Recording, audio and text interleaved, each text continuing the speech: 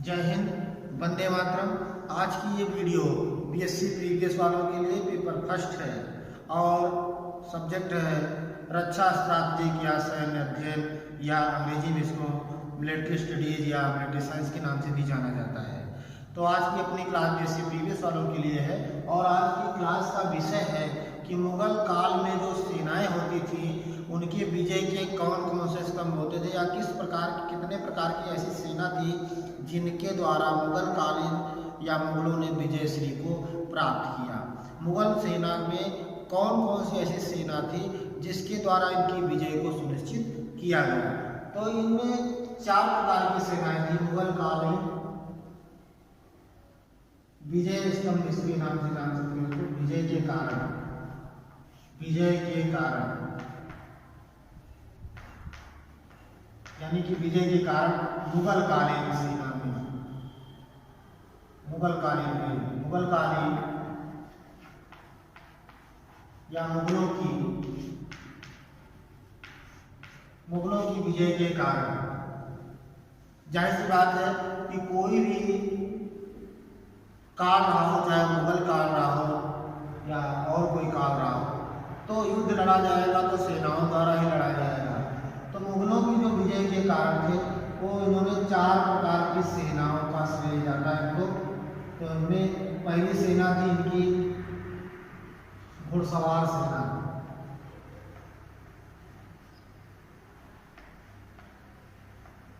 घुड़सवार सेना। दूसरी थी इनकी गज सेना।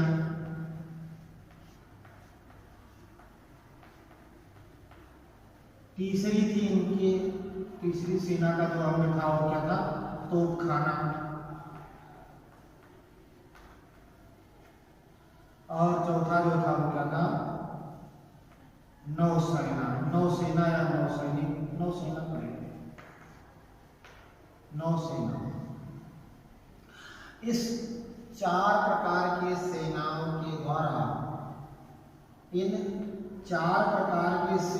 के द्वारा मुगलों के विजय सुनिश्चित होती थी। जिसमें जो पहले नंबर पे आता है घुड़सवार सेना।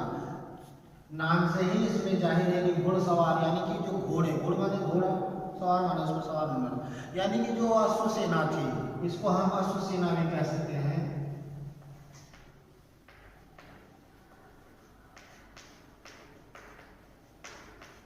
इनकी जो अश्व सेना थी या घुड़सवार सेना थी वो प्रशिक्षण प्राप्त किया, उच्च कोट के शिक्षण, अस्त्र शस्त्र चलाने में निपुण पारंगत हुआ करते थे और जो इनके साज सामान थे वो नीचे से ऊपर तक यानी कि बूट से लेकर टोप तक सब लोहे के कवच नुमा कवच बनाए हुए थे, जिसमें ढाल हो गया और जितने भी बाजूबंद वगैरह के होते थे वो सारे, सिर पे टोपी होती थी, पैर में जूते होते थे और कवच होता था जो बांधा जाता था।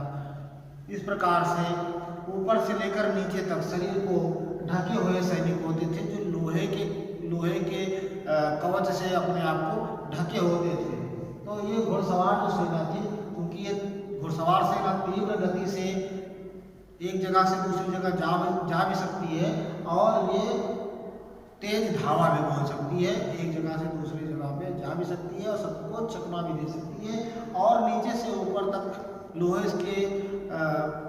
लोहे से ढके हुए होने के कारण इन पर तीर और तलवार का अधिकतर असर भी नहीं पड़ता था। तो इस प्रकार से जो पहली सेना थी वो तीव्रगामी या बहुत तेजी से धावा बोलने वाली, चकमा देने वाली सेना होती थी। तो अश्व सेना इसमें सबसे पहला स्तंभ थी जो विजय श्री का कारण बनती थी। आइए देखते दूसरी थी गज सेना यानी कि हाथियों की सेना। अब मुगल काल में दूसरी सेना गज सेना यानी हाथी की सेना थी। हाथियों को पहले पंक्ति में सजा दिया जाता था, आगे खड़ा कर दिया जाता था और उससे फायदा होता था अगर तीर चल रही है कहीं से तो हाथियों को लगेगी, आगे किसी सैनिक को नहीं लगेगा तो ज़्यादातर हमारे सैनिक हताहत नहीं होंगे, मृत्यु या वीरगति को प्राप्त नहीं होंगे। और गज सेना की चिंगाड़ से, इनके तेज गति से आवाज करने पर, यदि उसको भाला लगा, को तीर लगी, तलवार लगी, तो बहुत तेज गति से वो क्या करेगी, चिंगाड़ेगी या शोर करेगी, गर्जना करेगी। तो इसकी गर्जना सुन करके भी लोग, मान लिया शत्रु सेना की तरफ दौड़ पड़ी तो शत्रु सेना उसके पैरों तले उछली जाएगी, मारी जाएगी। तो इस तरह से गज सेना दूसरा स्तंभ थी, मुगल कालीन सेना का दूसरा स्तंभ था गज सेना का।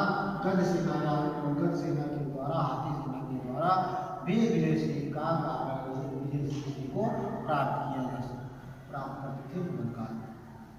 तीसरी चीज आती है तोपखाना। तोप का निर्माण बाबर ने किया था सबसे पहले, और पानीपत के प्रथम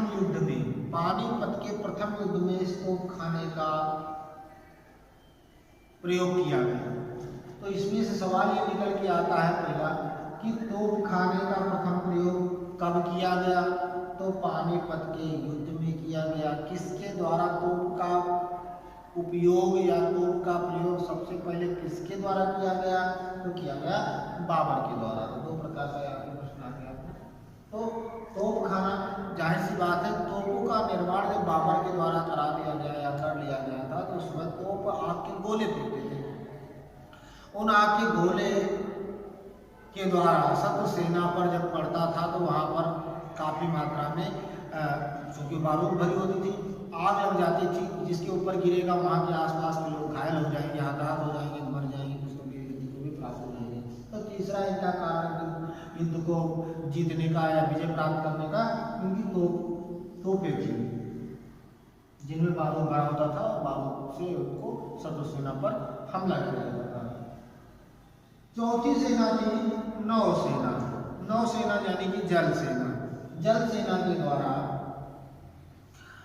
नाव का निर्माण कर लिया गया था और नाव पर बैठ के, छोटे नाव पर बैठ के शत्रुओं का संहार करने के लिए, शत्रुओं पर वार करने के लिए सैनिक इन नाव पर सवार होते थे और वहाँ से उस शत्रु सेना पर, अधिकतर उस समय नदियों के किनारे अगर युद्ध लड़ा जा रहा है तो उस पर ये तीर तलवार चला लेते थे और एक जगह से दूसरी जगह से, मान लिया इनको पार करना है, कहीं किसी नदी को, नाले को पार करना है, तो ये सेना जो है बड़ी सुगमता से उस नदी नाले को पार कर लेती थी। उस नदी नाला या बारिश के कारण कोई अवरोध आ रहा था तो उसको एक जगह से दूसरी। तो नौसेना जो होती थी, नौसेना के द्वारा मान लिया कभी युद्ध करना है, युद्ध असंभवी है और वहाँ पर रास्ते में नदी नाले पड़ रहे हैं, बड़ा सा नाला है, नदी है, तो उसको पार करने के लिए जो नौसेना थी, नाव के द्वारा, छोटी छोटी नाव के द्वारा एक जगह से दूसरी जगह पार कर सकते थे, इस छोर से उस छोर को जा सकते थे। तो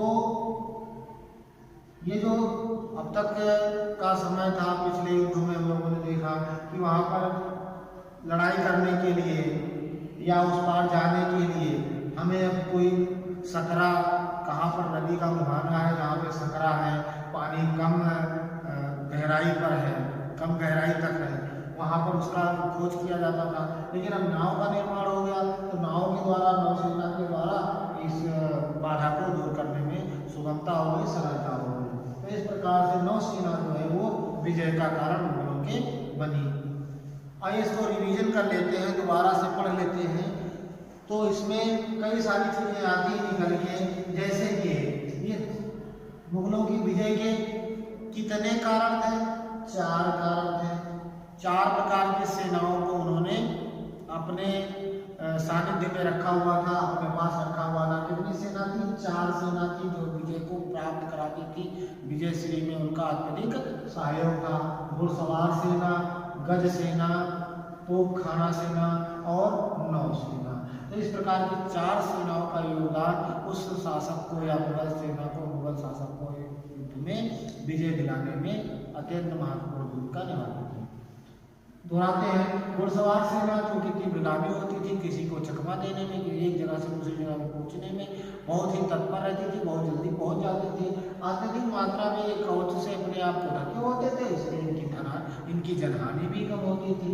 गज सेना आगे के फ्रंट लाइन में कर दिया जाता था, अगर उन पर किसी तीर का असर पड़ा तो हाथियार तेजी से चिल्लाएगी, चोट लगेगी, जाहिर सी बात है वो आवाज़ करेगी, चिल्लाएगी या भागेगी, दौड़ेगी, शत्रु सेना की तरफ बढ़ गई तो शत्रु सेना को रोकते हुए निकलेगी, उसमें कई लोग हताहत होंगे, मारे जाएंगे, वीरगति को प्राप्त होंगे। तोपखाना सेना, इसमें तोपों के निर्माण से, जब तोप होगा तोप में आग के गोले भरे जाएंगे, बारूद होगी, उसमें बारूद जब आग से टच करेंगे तो उसमें तेज धमाके के साथ आवाज़ होगी और आग का गोला आगे जाकर शत्रु सेना पर गिरेगा, अधिक मात्रा में जनहानि होगी या धनहानि होगी। इस प्रकार से तोपखाना सेना भी महत्वपूर्ण थी। दहशत फैलाने के लिए शत्रु सेना में इस तोपखाने का या हम अत्यधिक मात्रा में नुकसान पहुंचाने के लिए भी तोपखाने का प्रयोग किया जाता था। नौसेना, क्योंकि एक जगह से दूसरी जगह में जाने के लिए यदि कहीं रास्ते में कोई जल बाधा है, पानी से संबंधित बाधा है, गहरी नाली है, गहरे नाले हैं या नदी है, उसको पार करने के लिए नौसेना नाव में भी सवार होकर यदि युद्ध किसी नदी के किनारे हो रहे तो नाव में बैठकर भी शत्रु सेना पर वार किया जा सकता है। तो इस प्रकार से चार सेनाओं का योगदान मुगलों को विजय दिलाने का कारण बनती थी। इसमें यह प्रश्न आपका 2007 में भी इस तरह का प्रश्न आया है कि मुगलों की विजय के कारणों में किन सेनाओं का योगदान रहा, या इस तरह का प्रश्न बन के 2007 में आया था। तो चार प्रकार की सेनाओं का योगदान रहा। तोपखाने के विषय में आप बात करते हैं। तोपखाने में 2-3 प्रश्न बन के आते हैं। तोपखाने का सबसे पहले प्रयोग कहाँ पे किया गया? तोपखाने का सबसे पहले प्रयोग पानीपत के प्रथम युद्ध में किया गया। पानीपत का प्रथम युद्ध कब किया गया? पानीपत के युद्ध में। कहाँ पर किया गया? पानीपत के युद्ध में किया गया, पहली बार किया गया। इस तोपखाने का निर्माण किसने किया? बाबर ने किया। तो बारूद का सबसे पहले प्रयोग पानीपत के प्रथम युद्ध में बाबर के द्वारा या बाबर की सेना के द्वारा किया गया था। इसमें से ये प्रश्न भी बन के आता है। तो आज की वीडियो में हम लोगों ने जाना कि मुगल काल में जो सेना थी उसके विजय के स्तंभ कौन कौन से थे या किस प्रकार की सेनाओं के द्वारा उनको विजयश्री प्राप्त हुई थी। आज की वीडियो में बस इतना ही। मिलते हैं अगले वीडियो में। तब तक आप इस जानकारी को तैयार करें और आगामी आने वाली परीक्षा के लिए तैयार रहें। आशा है मुझे आपको ये वीडियो पसंद आई होगी। यदि वीडियो पसंद आई हो तो इसे लाइक करें, अपने दोस्तों के साथ शेयर करें और चैनल को सब्सक्राइब करें, जिससे अत्यधिक तीव्र गति से हमारे द्वारा कोई भी जानकारी अपलोड या इस चैनल के द्वारा कोई भी सूचना लोड करने पर आपको तुरंत ही सूचना प्राप्त हो। तो मिलते हैं अगली वीडियो में एक नई जानकारी के साथ। तब तक के लिए भास्कर सबको दीजिए इजाजत। जय हिंद।